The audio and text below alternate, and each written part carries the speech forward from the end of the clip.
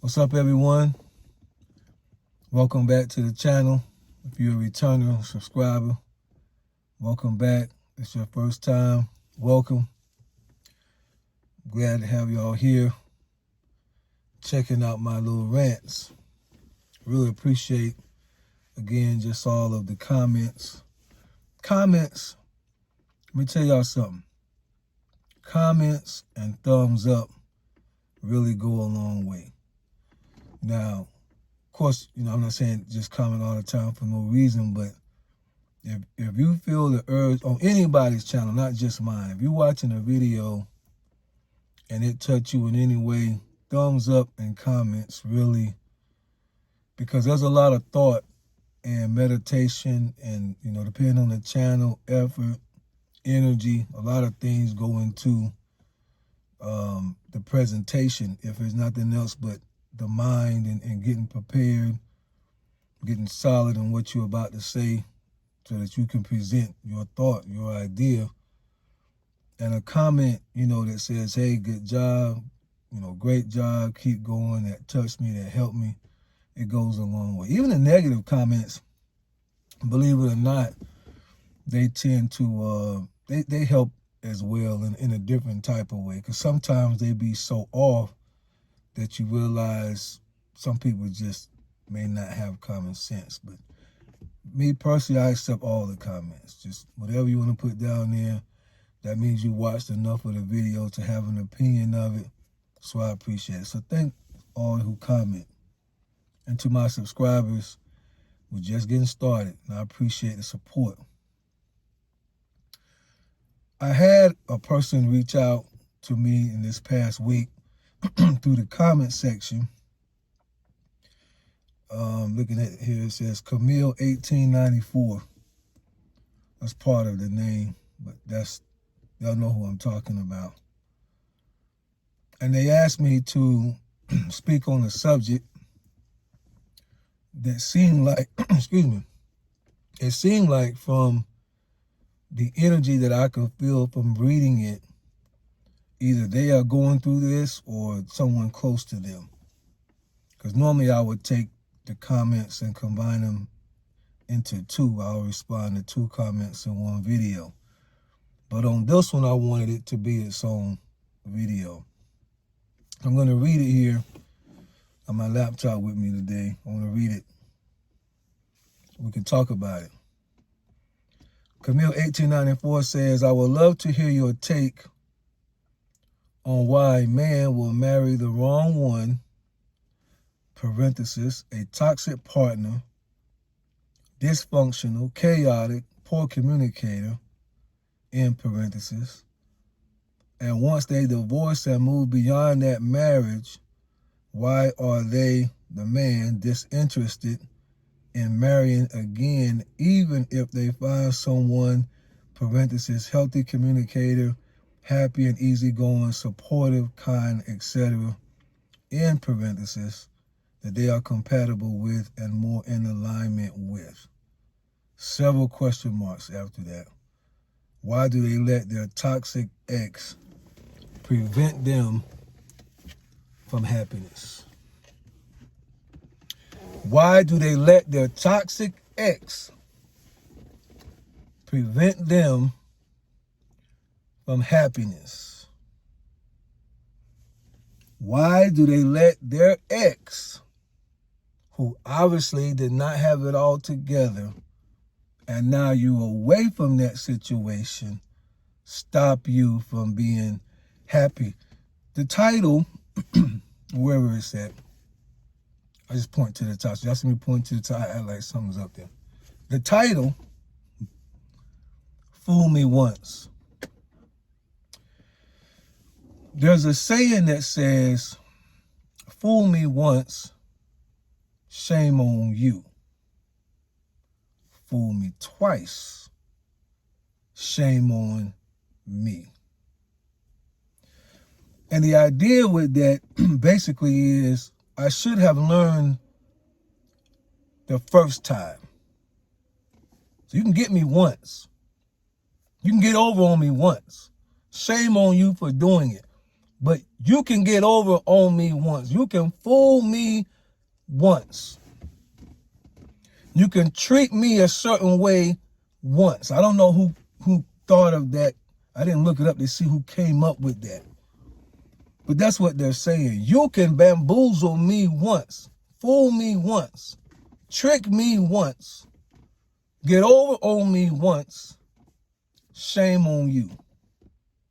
If you get over on me twice, I have to take responsibility for that.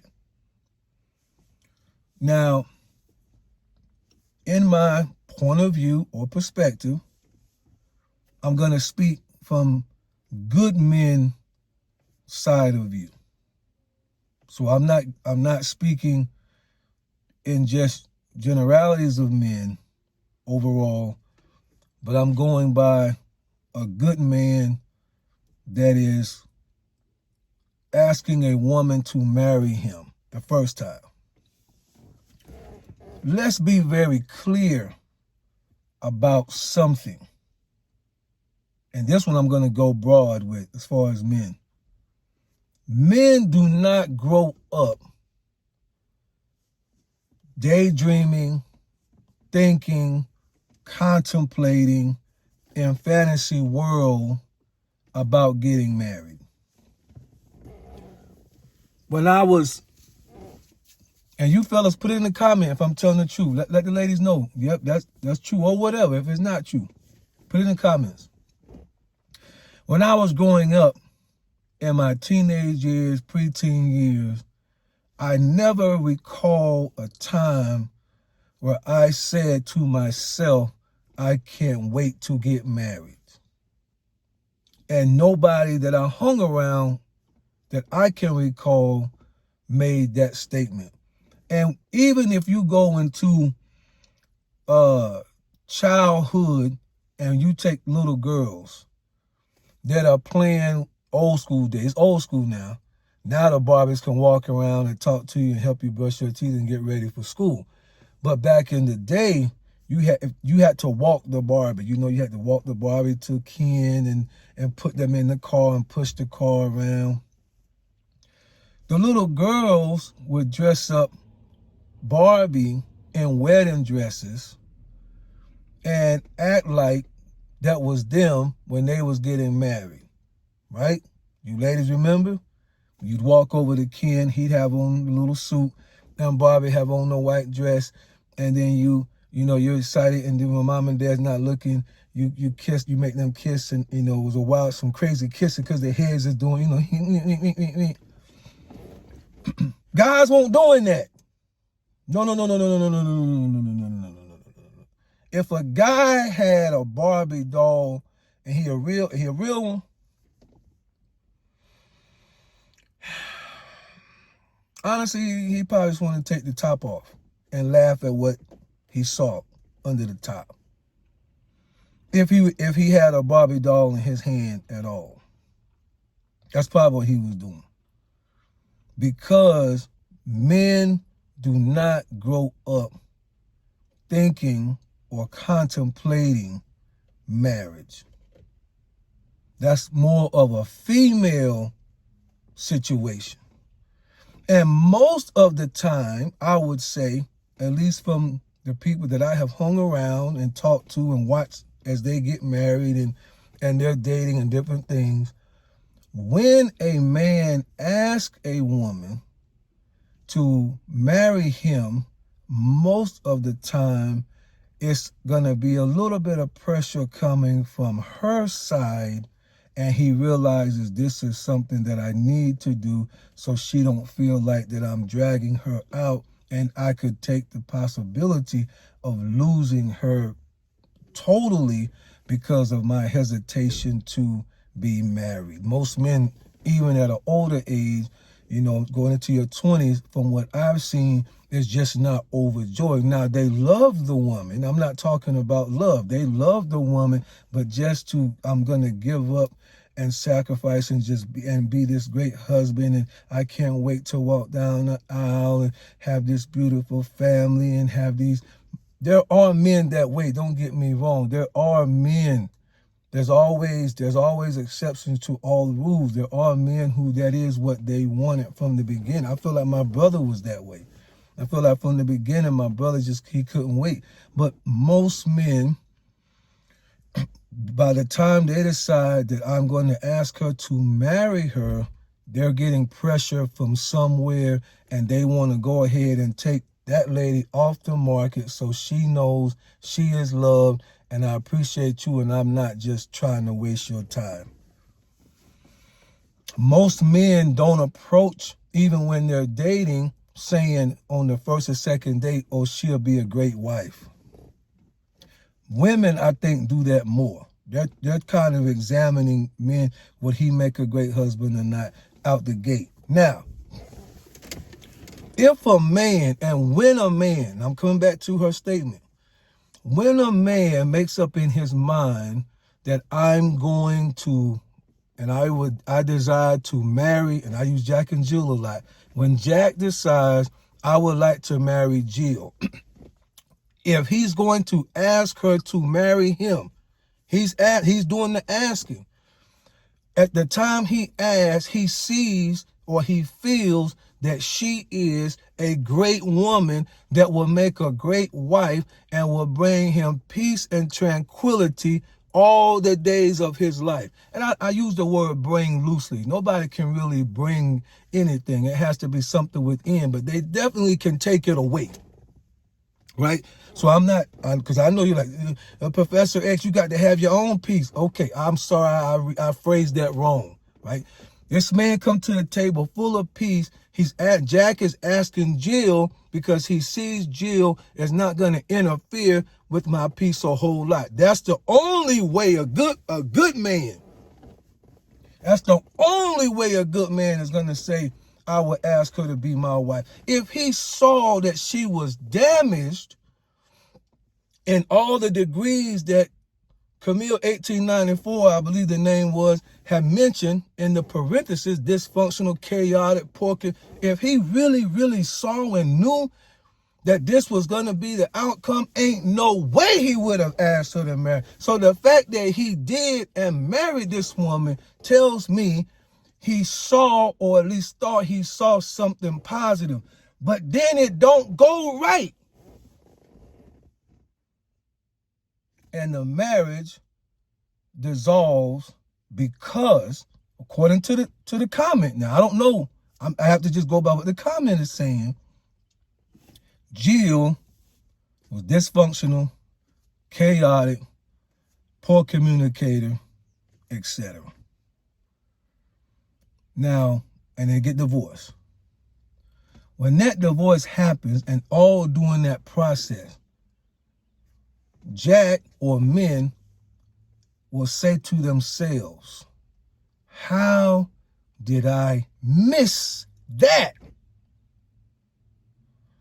When we was dating, I was so sure that she was a great communicator. I was so sure that she was positive. I was so sure that she was supportive. So I went and spent $2,000 on a ring and bowed down on my knees in the middle of the mall and asked her to marry me. People cheering all around. And we got married 3 months later. And I thought I knew that this would be a great fit for me. I thought I knew. That's how men are going to think. I thought I knew. You couldn't have told me that she was going to end up like this, because if I thought she would have, I never would have asked her to marry, because I'm doing the asking. She didn't ask me and then I get bamboozled. I asked her. And then either I missed it or she changed. But either way, I'm not confident in my choice for a wife. She damaged me. She fooled me. Fooled me once. She got over on me. I didn't see this coming. And I picked it. I chose it.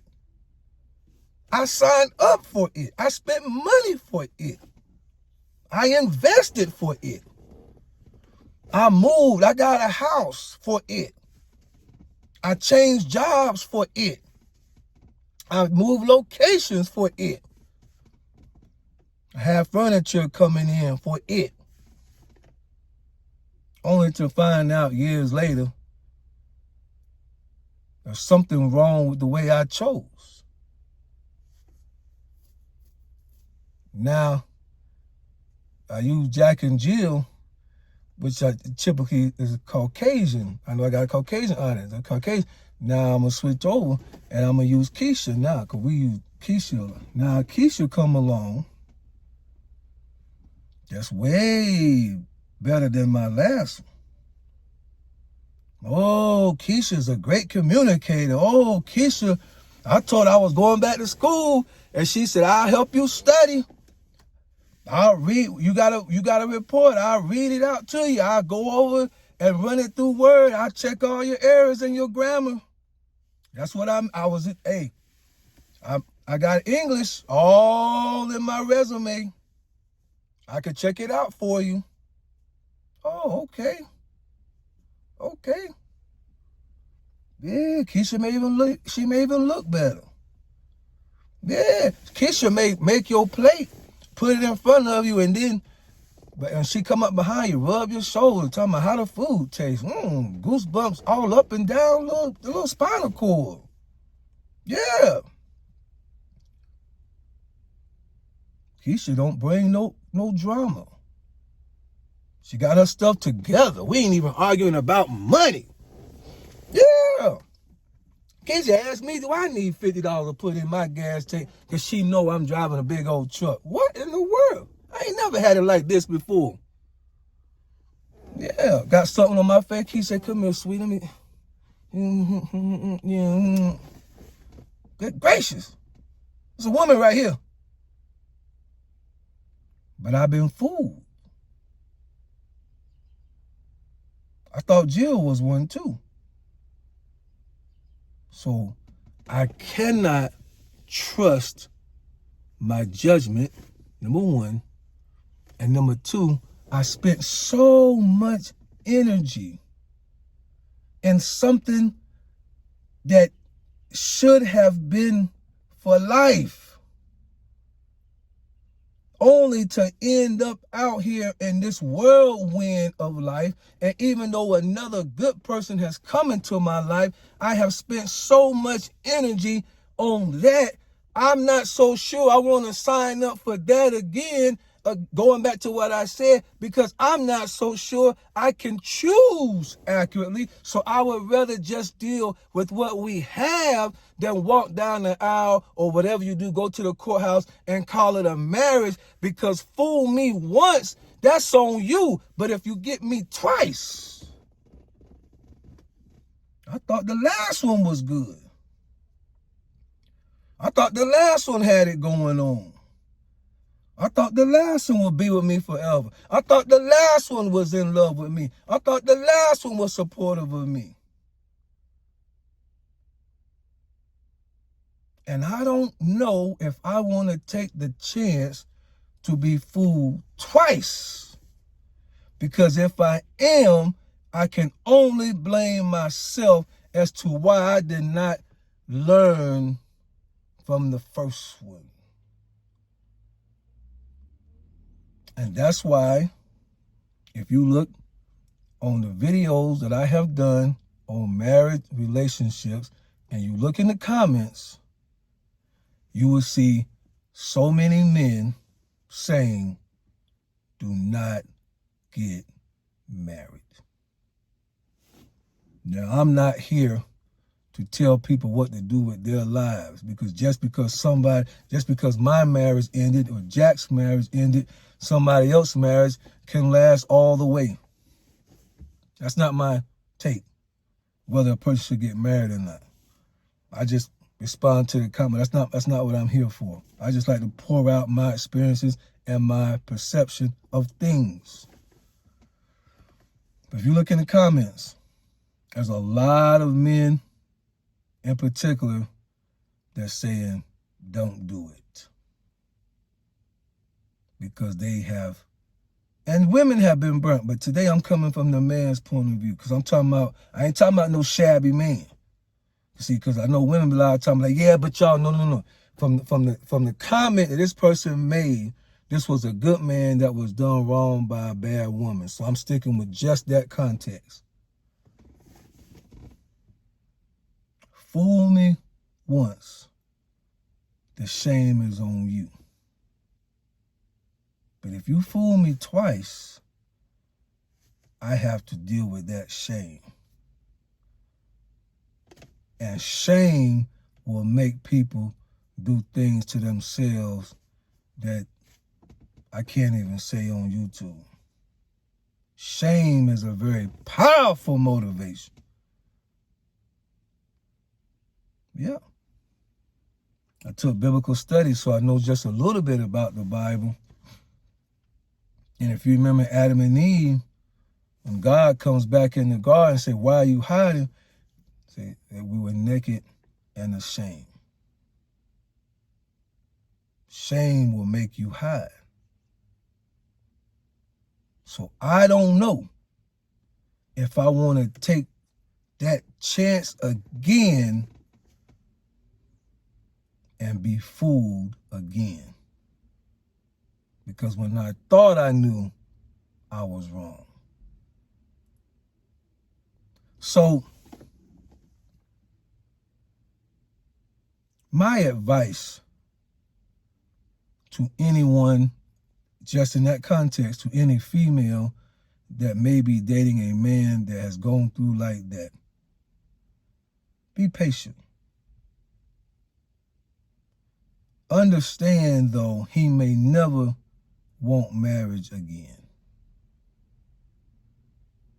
But if that's not good enough for you and you want marriage, be very careful how you let him down.